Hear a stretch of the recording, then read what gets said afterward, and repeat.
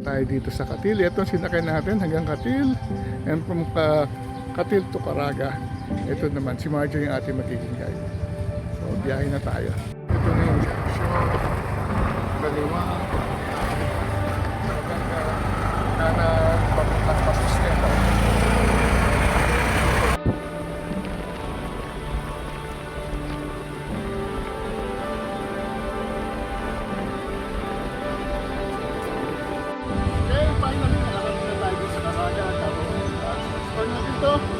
Tayo sa Cruzan Point at iba pang mga attractions ng Caraga. Hello mga kasinyan, nandito tayo sa Katil, Davao Oriental, and we will continue our adventure. Bibiyahe tayo sing Abaw-Baw or tuk-tuk vehicle to explore the Pacific Coast or eastern side of Mindanao. So from here, from Katil, pupunta tayo ng Baganga and then hanggang sa Caraga. Titignan natin kung anong attraction mapupuntahan natin along the way. So tara na! Biyahing Baganga, Caraga na tayo, Abaw-Baw. Let's go!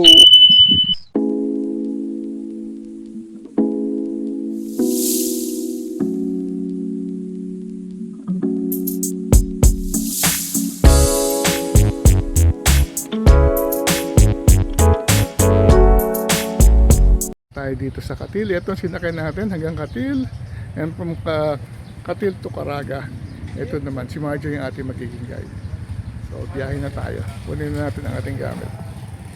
Okay, leaving Katil. Lipat natin ang ating gamit. Thank you, Don Don. So, kung kailangan nyo ng guide sa Surigao del Sur, si Don Don. Pag Davao Oriental naman, ito si Major. Lilipat na tayo ng Surigao Oriental. Nakasakay tayo.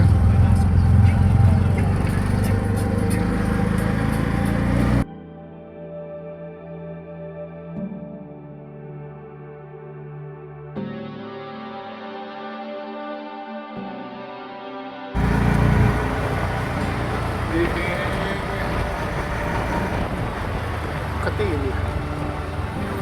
Papunta na tayo pa south using the Pacific Coast Road. Coastal Road. Ito na yung junction. Kaliwa. Kanan, papuntang Papusteta.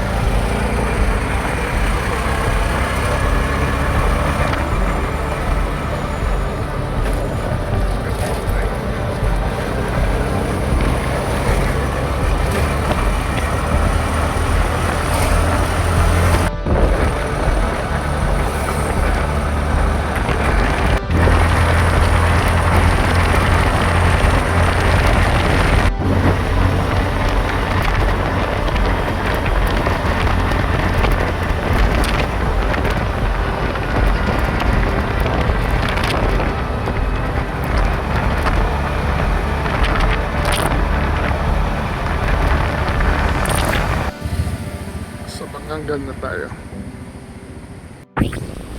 Pacific Ocean dito sa Baganga.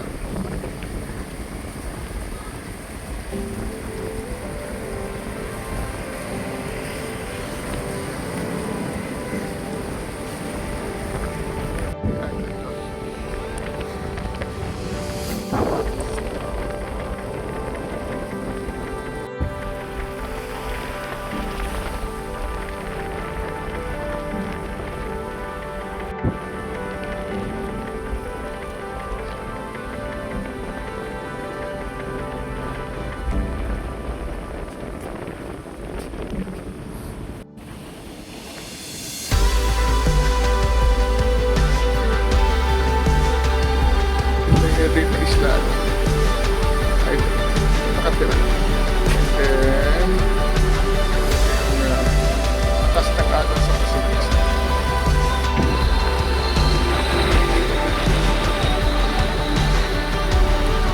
Ito ba hindi mo? Anong direction? Pag-iyan ako. Lamig. Sorry pa, lamig atin. Pagpabili. Kumakanta pa ang ating nagtitinda. Okay lang. Ituloy mo yan.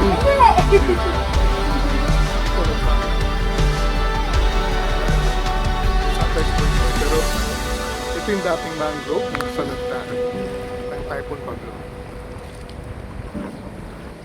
Siya ngayon.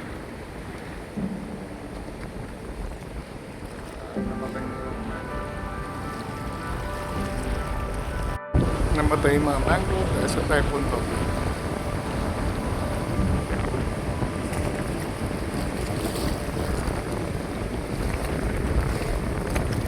Yung mga batang naliligo doon. Namimingwit.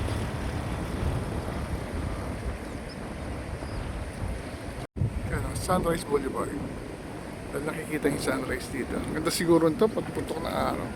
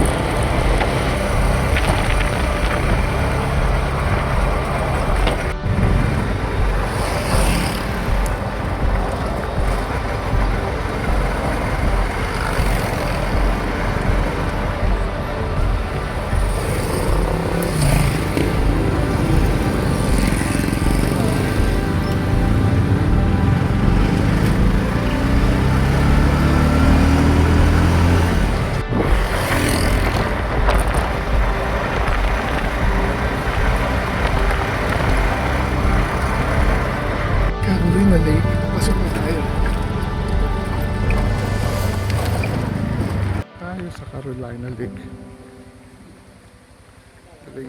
Walang bayad daw. Walang bayad sa entrance.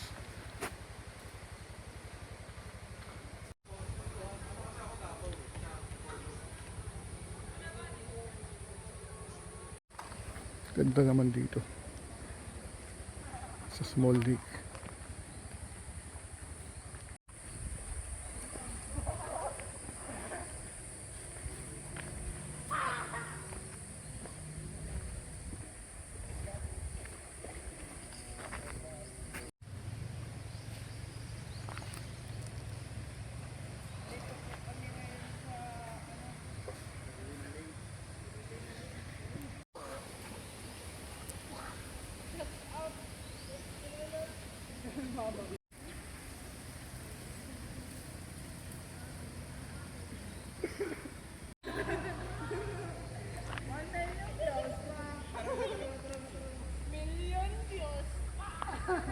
Shut up, guys.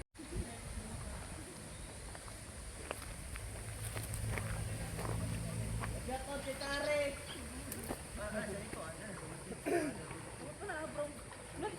Ano yung pets mo ya?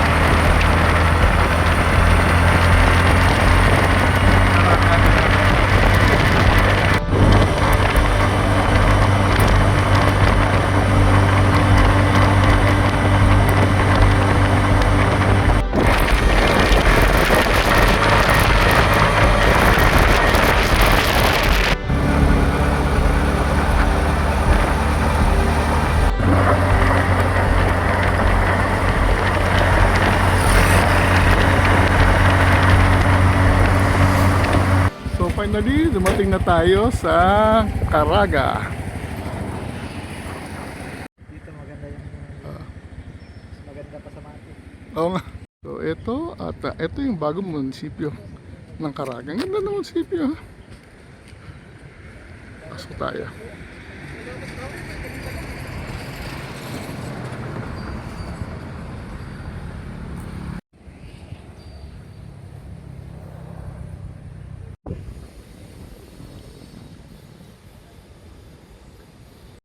Okay, finally nakarating na tayo dito sa Caraga, Davao Oriental. So explore natin to. Punta tayo sa Pusan Point at iba pang mga attractions ng Caraga. Pati yung pinakamatandang simbahan daw dito sa Mindanao. Pupuntahan din natin yan.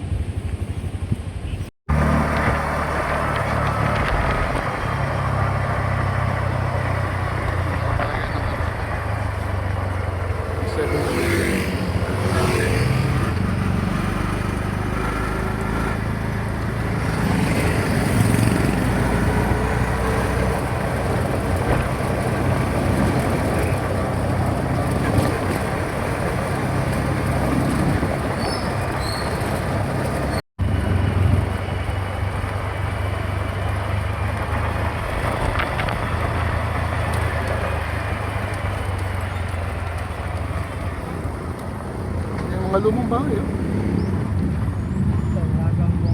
Ha? Marami pang lumang bahay. Ah, talaga?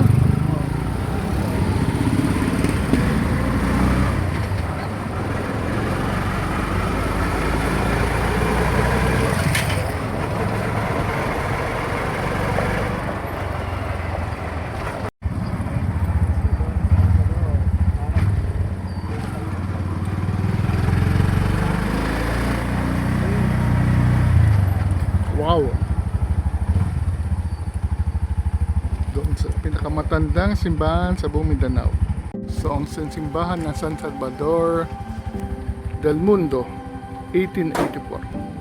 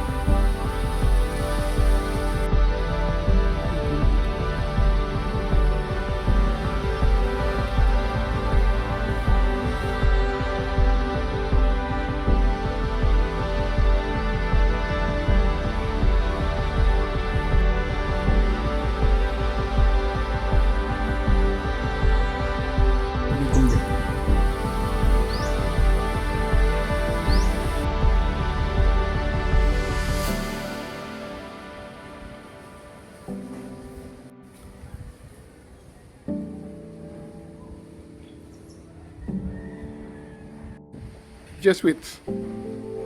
SJ.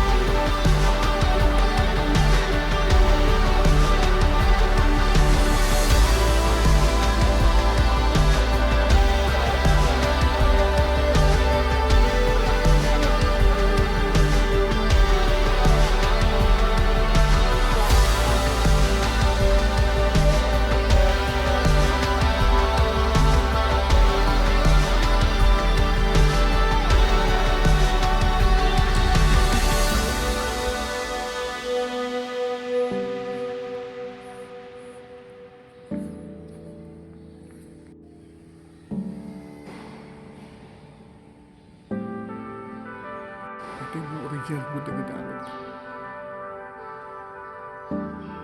Ito yung sa likod. Ito sa original.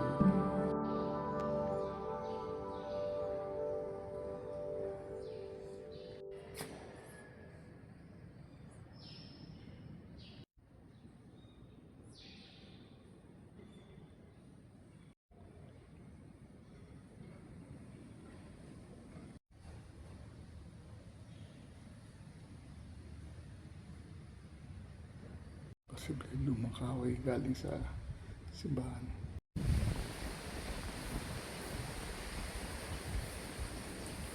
Ano na, pan? Pubis ka na. Oh, ano? Ang takong kasi yan. Hindi ka makalakad. Ano? Gagawin natin. Ha? Taba-taba mo kasi.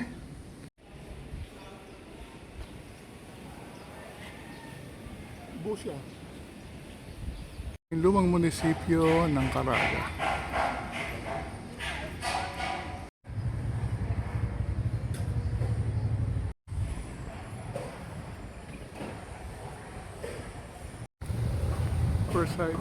First line. Gabaldon School ng Caraga. Ganda naman. Gabaldon School dito sa Caraga. Beautiful Gabaldon School. Intact pa yung ilalim niya.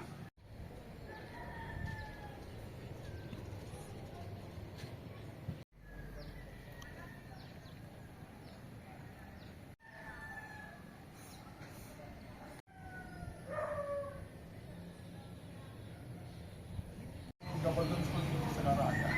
Ang daligan pa na naman. But basically, intact yung ano nila. Yung school, probably made during the 1920s, 1930s.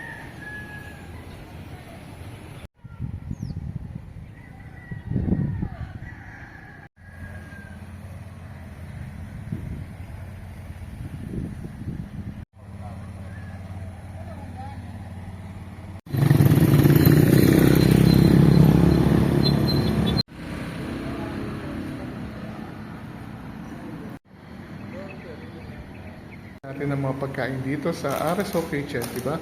Walang Jollibee dito sa Caraga, but we ordered spaghetti, fries, at saka hamburger. So, parang rin tayo nag-Jollibee.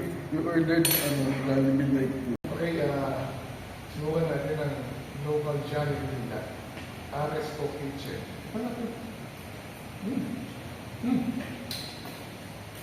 Bakit Jollibee? Saka may pa-burger pa.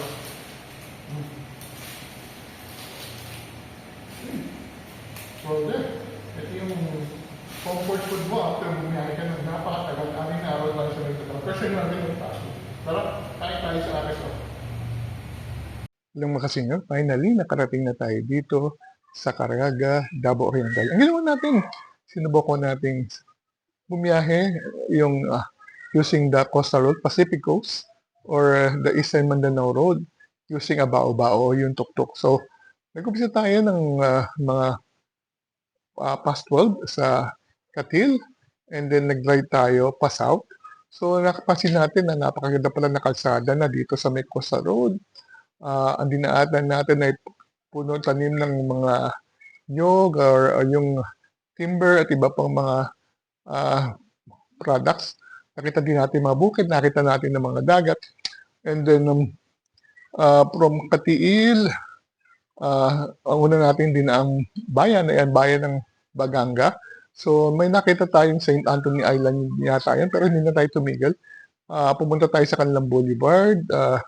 Pinuntahan natin tinatawag nilang Sunrise Boulevard. Ito yung lugar kung saan dating may mga mangrove forest na nasira during Bagyong Pablo yata. And then pumunta tayo sa isang lake, Laguna. Ang pangalan is Lake Carolina. And then tuloy-tuloy din yung biyahe natin hanggang sa makakarating tayo ng Caraga. Ito kasi mga, I would say, mga 2-3 oras biyahe bago tayo nakarating ng Caraga. Pagdating natin ng Caraga, una natin pinuntahan yung bagong munisipyo at siyempre yung marker na nakalagay na Welcome to Caraga. After doon, pumasok naman tayo sa pinakapoblasyon at pinuntahan natin ng San Salvador del Mundo Church, at sinasabing isa sa pinakamatandang simbahan dito sa Mindanao.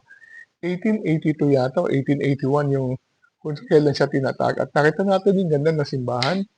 Ang laki niya at it seems na very religious ang mga taga rito. Nakita din natin yung kanyang kumbento sa may Kaliungan side. After that, pinuntahan natin yung lumang munisipyo ng Caraga din. And then after that, nag-check-in na tayo dito sa Makatuwal Homestay. So, dito lang din sa may poblasyon. So, bukas susubukan nating puntahan ng Pusain Point, isa sa mga lugar na hindi dapat ma-miss dahil dito unang sumisikat ang araw sa buong Pilipinas. So, with that, I hope na nag-enjoy kayo sa pagsama sa ating biyahe around Davao Oriental using a baobab and using the coastal road. With that, thank you very much for watching Tarbel Value. And until the next vlog, see you soon.